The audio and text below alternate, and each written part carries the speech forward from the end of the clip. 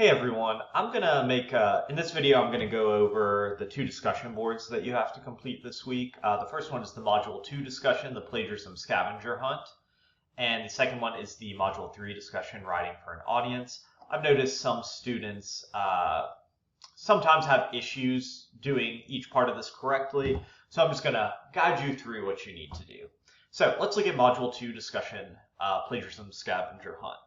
So you have two parts on your initial post. The first part, as you can see here, you are just going to write a short little factual paragraph about something that you're knowledgeable about that your classmates may not already know. So this can literally be any topic, whatever you feel like writing about. Tell us a fact that we may not know. So for example, if I were writing it, I have a pug at home, so I'd probably write some kind of fact about pugs.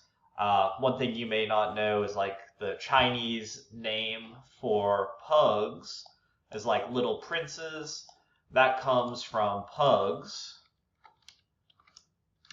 having the sign of the Chinese character for prince, like like a prince, like a king and a prince.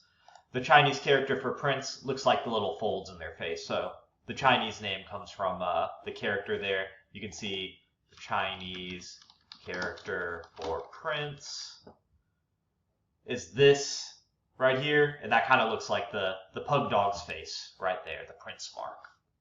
Okay, so I've said that, I've written it up. You guys are all very interested in that fact. The next thing is you want to go on the internet and search for sample essay on whatever you wrote about. So I did sample essay on pugs. So after you find your essay, you click on it, you read through it, you learn little things about it. You can see this one you have to get access. They want you to buy the essay. Never buy an essay, right? So you say, where was it found? This was found on bartleby.com. It asks you, what are my thoughts about the essay? It seems like an okay essay, but you probably shouldn't pay for it. That's plagiarism. Is it factual based on my knowledge? Yeah, it looks like it's factual. Yeah, I don't see anything that's wrong at the very beginning. What about the quality of the writing? The quality of the writing seems fine. I don't have any issues with the quality of the writing. You kind of answer those questions. And then you got to make sure you copy the link and paste it in so that other people can look at your essay, right? The essay that you found. Okay, so that's the first part. So you post that. After you've posted, what you need to do is find somebody else's essay. So we can go in and do that now. So we go to the Module 2 discussion, and we see that Daisy has written about Grey's Anatomy. Okay. So I don't know anything about Grey's Anatomy. So for the second part of the assignment, which we can see back here, your response, explain your current level of knowledge about that topic. I don't know anything about the show Grey's Anatomy. And then we use an AI tool, so like ChatGPT, to ask a question about the topic your classmate discussed. So I'm going to ask, why is Grey's Anatomy I wish I could spell. Anatomy so popular with college girls? And it gives me some reason. There are relatable characters, there are emotional storylines, there's romantic drama, there's representation and inclusivity, there's escapism. It gives you the answer. So once your answer has been generated, you go back, and as you can see here, we show the query. So the query is the question, right? So we copy our question, why is Grey's Anatomy so popular? And then we copy and we paste in the response like that. So this is what ChatGPT has said. And then after we've done that, we have to say whether the results are correct or not and why you feel that way. So I'd say something like, it sounds like the results are correct, but it doesn't give any specific examples, so it's kind of hard to know. That might be what I write. Then you hit post That's your response. So you're going to do that for 2 classmates. So what I just did, the response with ChatGPT, you do that with 2 classmates. Okay, now let's look at discussion 3.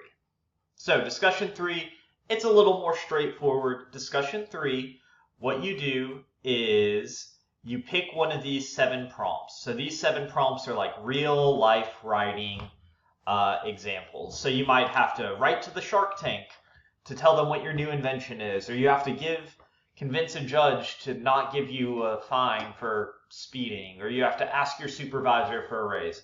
Any of those are fine. 2, so you gotta say your target audience. So if we're doing number 7, our target audience is the sharks. What's the purpose for writing? We want them to invest in our company.